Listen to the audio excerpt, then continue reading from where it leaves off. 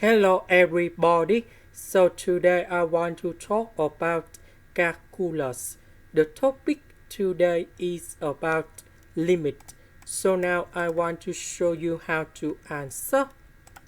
We need to multiply by e to the power of s on numerator and denominator.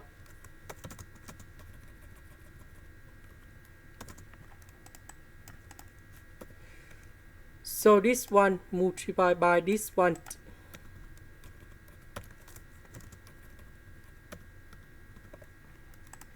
Next, this one that is about e to the power of s to the power of number 2 and number 1 that is about 1 square. So we have the formula in here.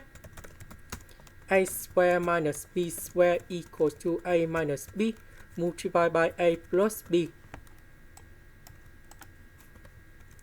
So this one we need to transform into this one.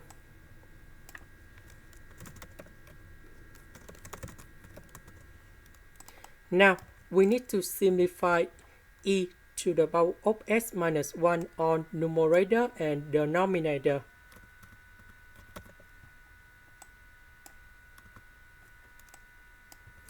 So I will put number 0 in here.